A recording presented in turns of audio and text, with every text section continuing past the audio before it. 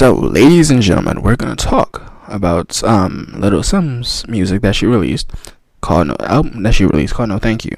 Before we get into it, we're gonna talk about Lil Simzz a little bit. Lil Simzz is an artist that, for the most part, is Nigerian British artist that makes a lot of music with different aspects in mind. So, for that very instant, we're gonna talk about it, and we'll just see where we get to without leaving any details unturned and untwisted. So with that being said, let's see if we have any sponsors, and we'll get right into Lil Simzz. Hey, it's Kaylee Cuoco for Priceline. Ready to go to your happy place for a happy price? Well, why didn't you say so? Just download the Priceline app right now and save up to 60% on hotels. So whether it's Cousin Kevin's Kazoo Concert in Kansas City, go Kevin, or Becky's Bachelorette Bash in Bermuda, you never have to miss a trip ever again. So download the Priceline app today. Your savings are waiting. Go to your happy place for a happy price. Go to your happy price, Priceline. So the very first song that she releases on this album, on this 10-part album, it's called Angel, and she rants about her sign in music, that she is the water sign, and that honesty is not normalized in today's society as much as it once was. So she takes a stance on saying that it's not always as common as it used to be, that brands and other people need her to make money, and she doesn't need the brands, which in some extent she doesn't, because she is internationally famous to a few, not a lot, but to a few she's internationally famous. She talks about the dynamic that record labels and jobs have, where she says she refuses to be a slave or an enslaved person. I'm not trying to be insensitive to anybody, so I'm going to use slave and then enslaver or enslaved person just to be correct, so that I don't offend anybody. She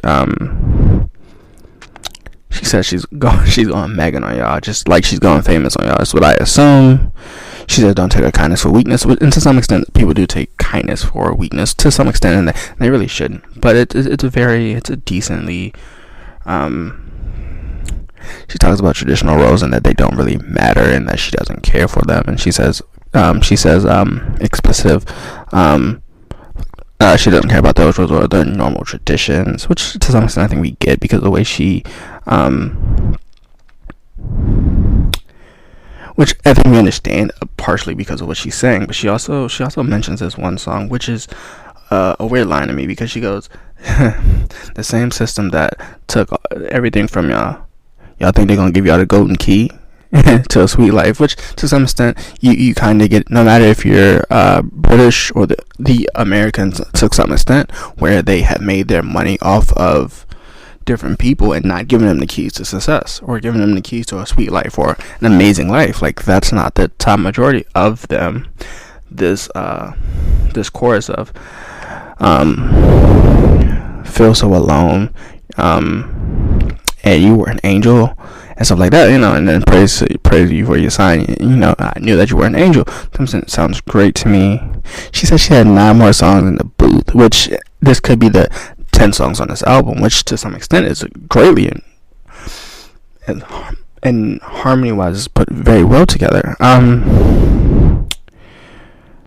which is a weird thing. And she says that she's so great with the pen that she's like Jay-Z. She says she's Jay-Z with the pen. She's so hard with the pen that she's Jay-Z. And to some extent, if you ask me, she is creative with her pen work. I think that goes without saying, that she's crazy with her pen work. So that statement of she's Jay-Z with her pen work is not far off, right? And then she says the next song is Gorilla, which she talks about making big money. She's saying that she has to wait for an album to be released, and to some extent, you get in those situations where you have to wait for your albums to get released because you're released to a label. She says, I might be introverted, but I'm not timid. She says, I'm an introvert, but I'm not timid.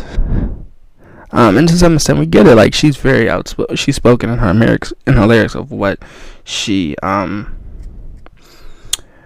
is very what she believes in. She says, stop being in her mentions talking about different things. And to some extent, we get that too, where she says, like, stop being in her mentions because she is considered the great. She's going to be considered one of her greatest, right? And then she says the tension is money, like where she's only focused on the money, which to some extent we get, like, because that is a weird aspect of it.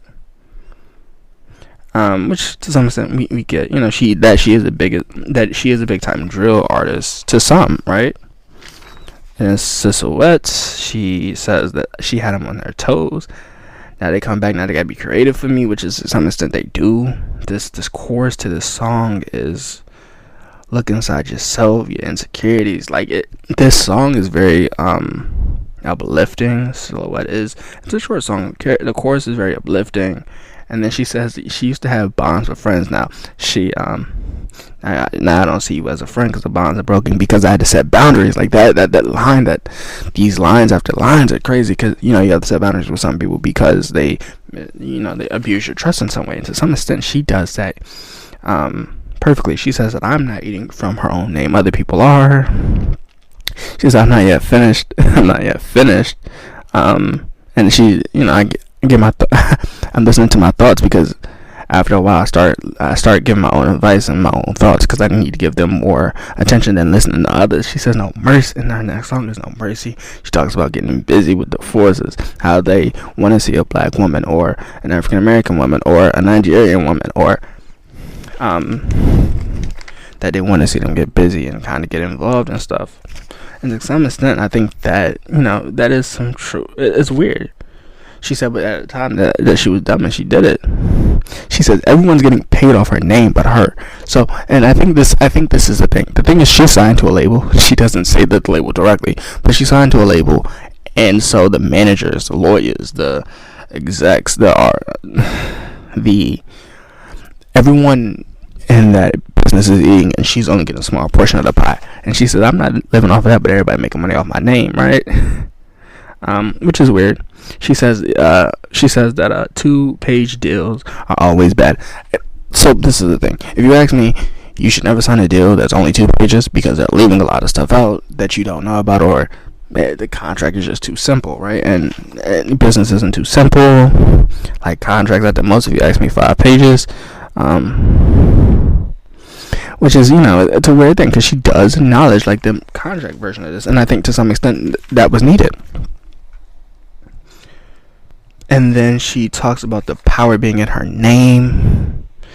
That they're not in the studio with her making this music. She's in the studio by herself making this music, and they're still taking profits from her. But she says she's finally free now, so she's finally free from the label, which I am happy for. This course has been hunting you. They don't deserve you. No, do yourself a favor. Now that's a great line if you ask me. It's a great line. It's a great chorus, and it's a great hook. The song called X is a contradictory song because she says it's overall a weird song. It's a great song to get into. She says she has a peaceful at heart that the name Simzz comes from her grandfather, and you know. And her friends don't even call her Lil Simzz or something. They call her Simzz after her rapper name, Lil Simzz, but it's called Lil Simzz and that's a deep message to me because, you know, people call people different names, and then she uses the slave context, and the way she ties it up together is just. And she says that we don't have time for people that don't want to march with us. Like, if you don't want to march with us, that's fine, but get out the way so we can get stuff done. By far, I think that's the Malcolm X reference to this whole song. That's why she named it X, because she's trying to make a point. She says, one day you're gonna, in the chorus is, one day you're gonna love my pain. And that's powerful in itself. But she says, those weren't handouts, right? They weren't handouts. I think she's talking about the businesses and how they were handing out stuff for Black Lives Matter. But she said, those weren't handouts. They weren't fighting for us. Like, these big corporations weren't fighting for us, and to some extent they weren't. and some companies backtracked after it wasn't in popular news anymore. But so I get what she's saying. It took me years for this deal. And the greatest thing, she's probably been in this contract for years. To finally get out of that contract, I know she's happy. Heart of Fire is the next song, and Heart of Fire is a song that I think she talks about there should be honesty between sellers and buyers when they're buying stuff, that she was a college dropout. She's acknowledging a lot of things. She put all of her money into her dreams, and to some extent that, and she's made a profit off of it now because she's finally free, and this is that album to prove that she's finally free. She says she gave everything, but it wasn't enough for that person or people. It's a weird thing. She says suits in her ears, and I think the suits references business people in her ears saying she should do this, she should do that. And to some extent, she says, "My life is a blessing. It comes with stresses," and that's just it's a great way that it's put together. The next song is Sideways, and Sideways isn't a bad song by any chance. It's not a bad song. It's so fun. She said it was fun in a relationship. She has fun with her relationship with money. Like, the money was everything she wanted, right? So she just talks about her love with money, and that the freedom that money comes with. And I think to some extent that is a great way to do it. And then the Control is a great song. It's a decent long song, but she says, "Who cares? No one cares. That's why they talk to you." But we don't talk about no one cares. No one cares.